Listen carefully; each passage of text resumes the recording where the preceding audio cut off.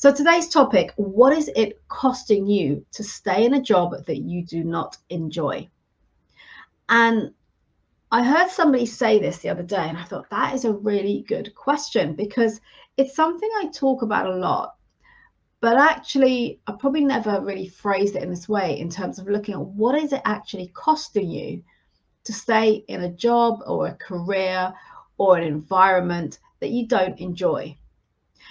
And I often hear people saying, I hate my job. I dread Monday mornings. I can't wait until the weekend. I wish it was Friday. And the list goes on. Does any of this resonate with you? Are you someone who says that from time to time? Maybe you dread Monday morning. Maybe it's like, oh, I've got to work Monday. I can't wait till Friday. And what happens is you're wishing your whole week, your whole life away. Because think about the number of hours that you spend working. It could be 35, 40, 50, 60, 70, even more hours a week working. And if it's something that you hate, that you dread, that you can't wait until it finishes for the weekend, or that you're just constantly wishing your life away, what is the impact that is having on you? What is it costing you? There is so much to this, and it's a big topic. So I'm going to try and sort of consolidate some of my points about this here today.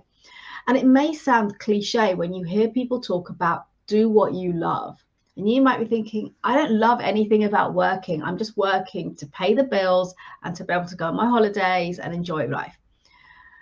The point here is you may not be able to find work that you absolutely love, but I can assure you, if you take the time to really explore within yourself, you will find a job, a career that you like, that you get some amount of fulfillment and satisfaction from, at least some of the time. Because here's the thing, there'll always be elements of any role where we have to do something that we don't enjoy, that we absolutely hate, that we dread. There'll always be a little bit of that.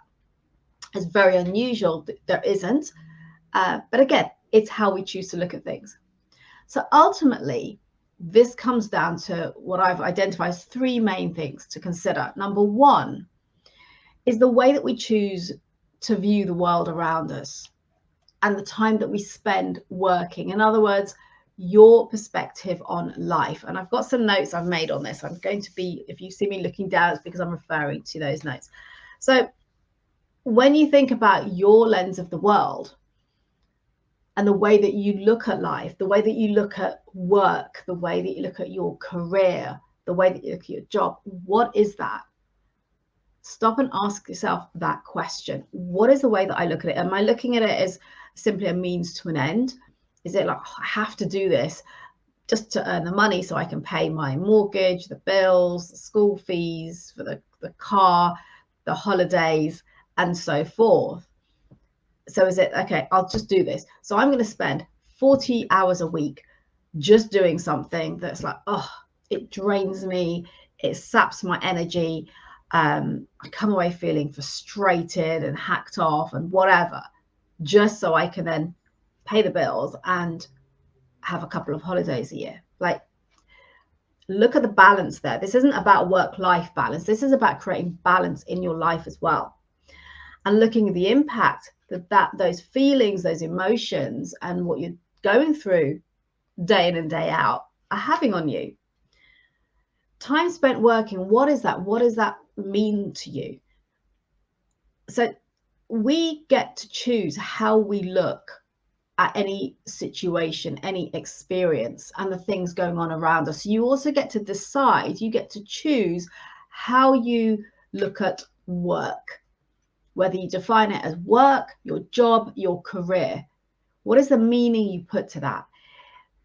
And there's no right or wrong answer for this. It's simply a case of thinking, how can you look at this in the best possible way for you so that it serves you and it's not costing you? And this is, you can apply this to anything in your life, any area of your life. But if you're simply looking at your job as a means to an end, then, and you're not looking at the fulfillment or the motivation you get from doing it, the inspiration, those positive things, and you're unhappy in the job and you're frustrated or whatever it might be, I'll delve into this in a bit more detail in a second, but any of those things means that it's going to be impacting you, not just in your work, but in other areas of your life. So think about the fact that if you do, from Monday morning, start wishing for Friday to come along as fast as possible, you're wishing your life away. You're wishing away 5 days a week, like 40 hours, let's say, a week. That's a lot of time that you could be doing something that you at least enjoy. Think about the purpose of the kind of work that you do. What is the purpose of it? Look for the purpose in it. It might be you feel like you're a cog in a big wheel of a big organization, but look to understand, seek to understand, what is the value that I'm bringing in the role that I am doing? However small, minutiae you might feel in that company, that organization, that team, or in the role that you do, there will be a need for you to be there. Therefore, what is the value that you're bringing? Again, it's shifting that perspective in the way that you're looking at things. And look at the impact. What is the impact of the work that you do? What is the impact on the people around you, your team, on your manager, on the wider organization, on the industry, on the world? You know, look at the bigger picture. What is the part that you're getting to play in what it is you do? And these are simple questions you can ask yourself to just slightly shift your perception, or as I say, that lens that you choose to look at your life through, so that it benefits you rather than bringing you down. Ultimately, my first point, as I said, is how you choose to look at this. If you can look at it as, oh God, I've got to go to work today, I hate it, I've got to do this all week, and then it's the weekend. By the time you get to the weekend, you're sapped of energy because of the emotional energy that you've had to invest in. This brings me on to the second point. So it comes down to the recognizing the impact, the cost of staying in a job, a career that really doesn't bring you any joy, any fulfillment, or any satisfaction. So recognize what that is doing to you, what is the impact it is having on you, and what therefore is the cost. What is the cost for you to stay in an environment or a job, a career that you're not happy with? It could be that you're miserable in it. It could be it's a toxic environment. It might be that you're just incredibly frustrated because of how the business operates, or because you're getting overlooked, or because you're not being treated fairly, or you're being looked down upon. It could be that you're not getting the support that you need in the role. It could be that you find, even if you're good at the job, it might be that it drains you. And I'll give you a great example of this, is that, you know, I come from originally an accountancy background, so I'm pretty good with Excel. I call that one of my strengths, so using Excel spreadsheets. But if you said to me, let's go to a job where I am looking at spreadsheets all day and cost models and those kinds of things, well, actually, I know that would really drain my energy. And remember, I'm good at it, but it doesn't mean just because I'm good at it, I should do it all day, or I should look for a job where I get to do that all day. It might be, I don't know, presentations. Maybe you're great at delivering good presentations, but you don't enjoy them for whatever reason. Maybe you just don't like standing in front of a room of people and speaking to them. So you're good at it, but you may not enjoy it. Look at what you do really like and what you don't, and think about how that's impacting you. Because here's the thing, if you're doing, and I go back to my Excel example, right?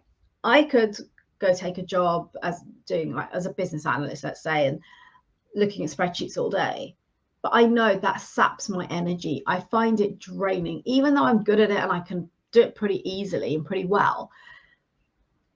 But the point here is that I'll come out at the end of the day, end of the week, and I'll be like, oh, and think about the cost to me of doing that. The cost is a drain on my energy. no real joy from it because of that. And ultimately, that will impact my health. It'll impact me physically, emotionally, mentally. And that's what it might be doing for you if you're in an environment or a role that you're not happy in for whatever reason it is. Think about the impact, the cost to you of staying there. The big one for me is health. So many people that I talk to who will insist on staying in a role because for various reasons. Sometimes it's because the fear of change, of moving on. They might have been in the same place for a long period of time and they fear the change and something new, and they're well known in this place, and will they be recognized, or will they do well in the other place? Perhaps they'll struggle, perhaps they can't do the job. All that inner self-talk that we have going on that drags us down, that holds us back. And then we choose to stay without recognizing that that choice to stay is having an even bigger impact on us in a negative way. So as I said, the biggest thing is health. And what I mean by that is physically, your physiology will be impacted by it. Because think about, let me give you an example. Think about when you're doing something that you really enjoy, that you love. So it could be an interest, a hobby, maybe a sport that you play, going on vacation, spending time with loved ones. Think about how you feel physically when you're doing those things. Typically, you'll be feeling a lot lighter and a lot happier and joyful, smiling, and yeah, just enjoying life. So if you now come out of that situation or any of those situations, and then you go into your work environment and you think you can compartmentalize that, that's not happening. I used to live that way. I used to believe that I could compartmentalize each area of my life. What I've now come to learn is that how we do one thing is how we do everything. And if something's not going well in one area of our life, it will impact other areas.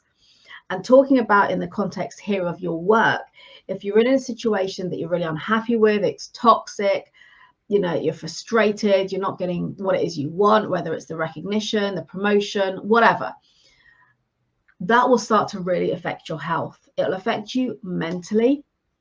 It'll bring you down. It might impact your confidence, having that certainty in yourself, which will impact your performance and the way that you do things. It might impact your motivation. You become demoralized. So many different things. So mentally, emotionally, physically, there is an impact, and it can be a pretty big impact. The impact of it will affect you so badly. You hear about people who get burnt out. They start to get really depressed because they're in a bad situation, a toxic situation. So that is the cost of choosing to stay in a situation, a job, your career, a company that you don't enjoy. And yes, there are things you can do to change that. Of course, we get to choose. Mohammed, hello there. Thank you for joining from Dubai. Great to have you here. So let me know if any of this resonates with you. If you've ever had a situation where you've been in a job or a career where you're like, I'm really not happy in this, and I don't know what to do. I feel stuck. You think, oh, it's okay. I'll keep doing it because it pays really good money. And actually, that's all well and good, but you could be doing something that you like, or even better, that you love, that's also paying you good money. The question is, do you stop and actually explore that and look at, okay, what is that? What can I do that I'll at least like, that I won't be waking up and dreading a Monday morning, that I won't be wishing my week away and living for my weekends? And imagine how that will positively impact your health, your energy levels, and the way that you show up in the rest of your life. If you're in a situation right now where you go to work or working from home, as a lot of people are now, and you're doing something that's just like miserable, it brings you down, it just doesn't energize you at all, and you come out of that situation and then you go into your family, your relationships, think about the energy that you're bringing to that. It doesn't just switch off. You can't just switch when you're doing it constantly, like 8 hours a day, 40 hours a week. Think about it. It's not just you can't just compartmentalize and think that it's not going to impact the relationships around me, the way that I'm showing up for the people that I love, my health. Those are the two really big things. that people often fail to recognize, and because of the money or the security, they will stay. So my question is, what are you doing right now if you're in a situation that you're unhappy in? And by the way, this isn't about just dropping everything and running to something else and running away from the problem, but it is stopping to explore what is going on, what is in your control. And if you've explored different options, whether it's having conversations with a manager, speaking to people about the recognition, the promotional, the career path, whatever it is that's frustrating you, or having more support to help you, or looking to do a different role because you're just not happy or you're not being challenged anymore. If you've explored every option, every avenue, and then you can't go anywhere, you realize there's nothing's going to change, or you're in a toxic environment or a company, then those are things sometimes that are outside of your control. So what can you do? And it might be apply for different roles in the same company, or it might be looking outside. So I'm not advocating that you jump ship. It's about having the conversations, exploring all your avenues, your options, and then making informed decisions. But what I'm not advocating you do is you stay stuck in a situation where you're unhappy, where things aren't working for you, because it will have a compound effect on your relationships, on your health, and most importantly, and you won't initially notice it. A lot of health issues are caused from stress, and stress is caused by a lot of what's going on around you and the way that we look at things and how we're feeling, the emotions that come up.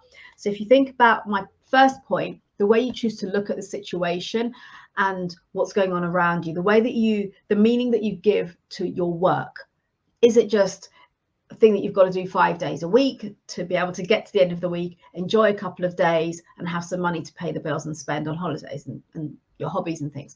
What is the meaning you're putting to it? Or are you putting a meaning to it that for 40 hours a week, I want to be doing something that feels somewhat meaningful to me, that I enjoy what I do? And like I said, it's not a cliche. You look at the roles that I've had, they've been quite diverse. I've been an accountant doing various types of accounting, finance roles. I've worked in recruitment, which is sales, essentially. I've worked in corporate finance, which was incredibly challenging, but really helped me to grow and to develop and learn loads of new things. But again, something completely new for me. It sits within a treasury function. And then I worked as a sales exec, where I got to speak to loads of people, build some great relationships.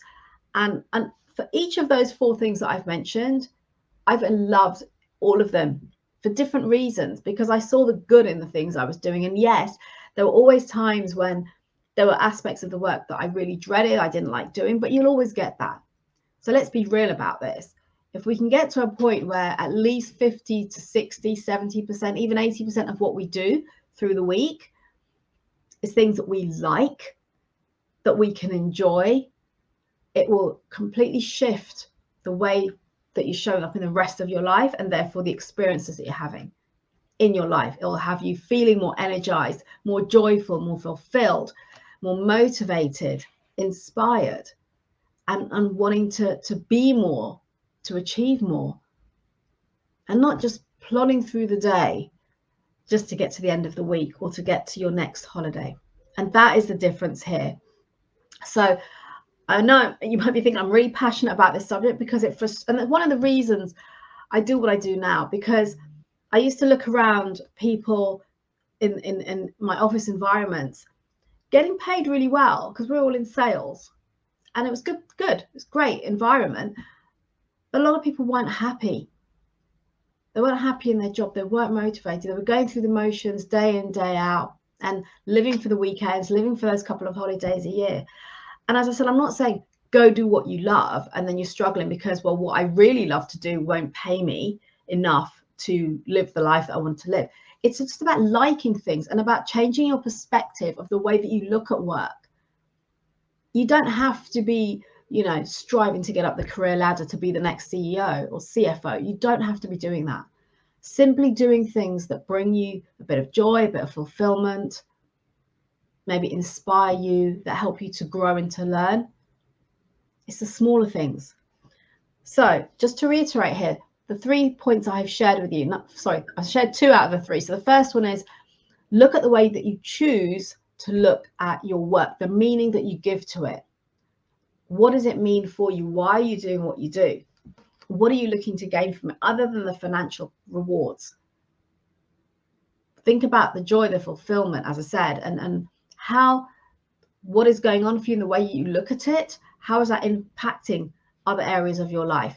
And the second thing is, what is the cost? What is that cost of you staying in an environment or a job or career that you simply do not enjoy? Who are you doing it for? Are you doing it for you? Are you doing it because someone expects it of you? Are you doing it because you think nothing else will pay this well? Trust me, I took a pay cut. I took a 50% pay cut to go from accountancy to recruitment. And I had just bought my first house, so I was taking a huge risk. My dad was not impressed at the time, for two reasons. Firstly, because I was taking on a mortgage, and secondly, because he helped and supported me to get through all of my education and my accountancy qualifications. It's like, what are you doing? And I would always say that the 2 years I spent in recruitment was the best thing I ever did for myself, both personally and professionally, because it really took me out of my comfort zone massively.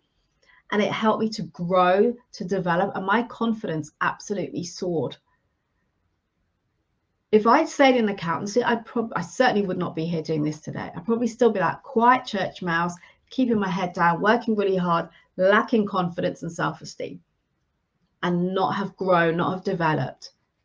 And this is why, again, another cliche of stepping out of your comfort zone is so powerful, so powerful. But that's another conversation for another day. So coming back to this, think about the cost to you of staying in something that you're not happy in, because it will impact your health, your energy levels, your physiology, your mental health, and your emotions. And you cannot compartmentalize that. It will still influence or impact other areas of your life. The way that you show up for your people in your relationships, the way that you show up in, like, you go pursue your hobbies and your interests. Think about why at the end of the week, traditionally, particularly in the UK, people go and they drink.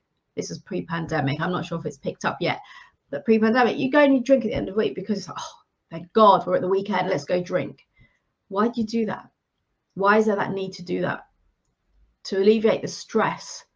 How can you manage that stress? Well, first of all, by looking at what you do and the meaning you're putting onto that. Why is it you're doing that?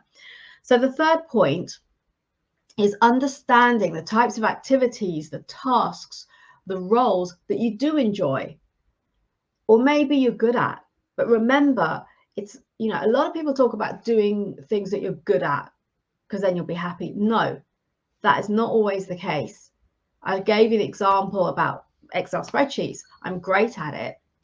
And I love using them and working with them when, for example, I was in my sales role and I'd go in and use Excel occasionally for like tracking my deals or managing projects and so forth. But if I had to stay all day working on spreadsheets, it would drain my energy. I wouldn't be happy, even though I'm good at it. So it's not always about what you're good at. It's about what brings you joy and what energizes you. So take some time to really, and I always invite clients to do this, is to go through all of the types, any types of roles that you've had over the years, even if it's the ones when you're school holidays or, in between, maybe university and getting your first job or whatever, in a gap year. And think about the tasks, go down to the granular level and look at the tasks that you've done and what have you enjoyed? Think about things that you really love to do and the things you really didn't want to do, and have those two lists. And then look at that list of things that you enjoy doing and think, actually, okay, what kind of roles could I be doing that brings my skill set and my experience, but allows me to do these kind of tasks for, let's say, 50, 60, 70% of the time. Because there'll always be that list of things that you don't like where you'll have to do some of it. But like I said, it's not only about doing what you're good at right now, because you can grow and you can learn. I'm doing things now that if you'd asked me 5, 10 years ago, I absolutely hated them. I dreaded them. Why? Because I didn't have a level of confidence. I didn't have the skill set at the time to do it. What am I talking about? Public speaking. And now I've gone and I've delivered keynotes on big stages at conferences, in organizations, done a TEDx talk. These are things I would never have dreamt of doing. And I'm sharing this with you to have you open your eyes to what is possible. It's about pushing yourself out of that comfort zone and discovering things that you actually could like to do, could enjoy doing, that you maybe haven't thought of before. So my third point for you today is to take some time to really understand the activities, tasks, roles that you've done in the past where you have enjoyed aspects of it, and really go to a granular level of detail. And it could be there could be things that you're average at the moment, but you kind of enjoy it. Go and explore, go and look at, elevating that experience, the skill set, the knowledge, the expertise, so that you can be even better. And then imagine going out there and working in environments, doing what you like, what you love, and the impact that will have on your health, most importantly, and also on the relationships and how you're showing up for the people around you and for yourself.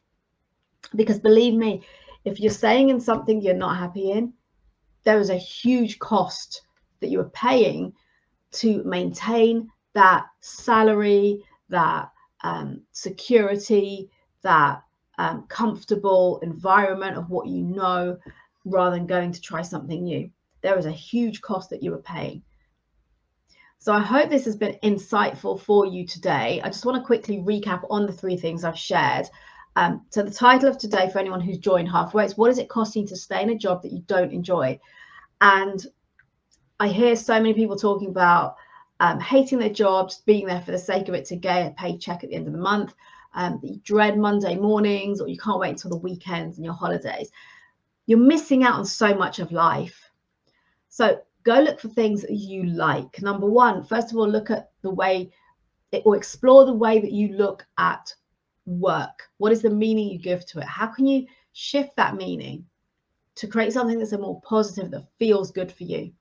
It's not just about earning money to pay the bills. That's not what life is.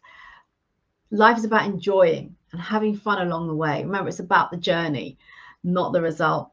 Number 2 is recognizing the impact, the cost of staying in a situation you're not happy in.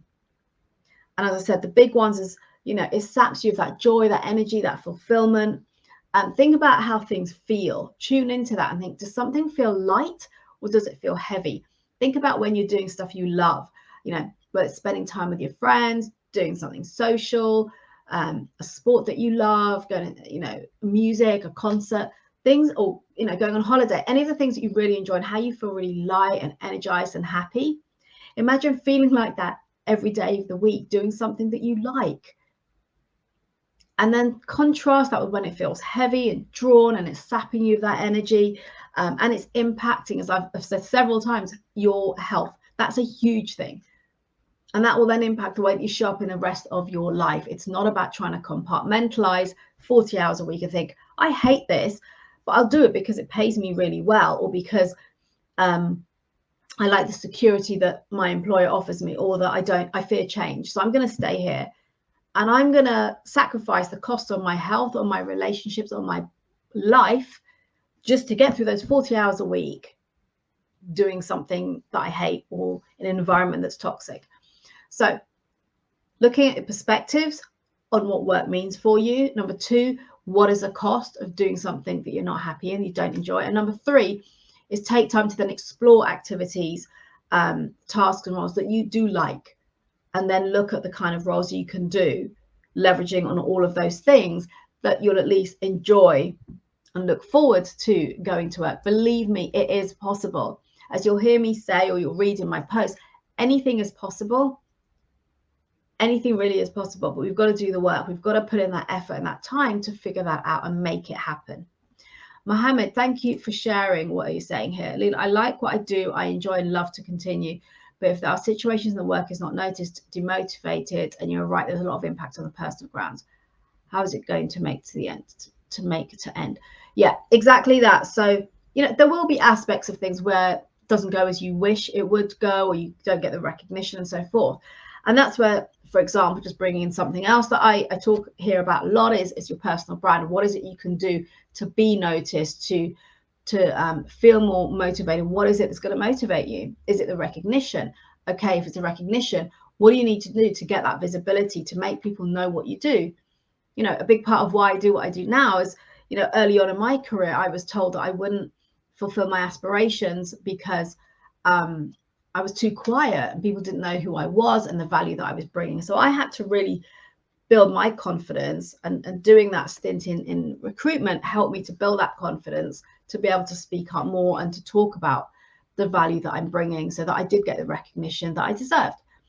Simple as, not that simple, but this is what I help a lot of my clients with, is to build their confidence, to be able to speak up and to show up in the workplace, to elevate their career and as a consequence their life. So if you're listening on replay, do share your comments, your thoughts on what has resonated for you. I hope this has been helpful. By all means, if you would like to direct message me on any of this, if you'd rather do so, that's absolutely fine too. I just hope you've taken some value from this today. Do share with me in the comments and let me know. And until next time, a quick reminder, remember to build your influence, to make an impact, and to be remembered for all of the right reasons by showing up as the best version of you. And for those of you who haven't already done so, do please grab your copy of the Personal Brand Playbook, which is a document I've put together outlining the key facets of personal branding that I believe are the first stage of building your personal brand to help you to gain more visibility, memorability, be remembered for the right reasons. You can grab that from the link that Sharon will kindly share in the comments below.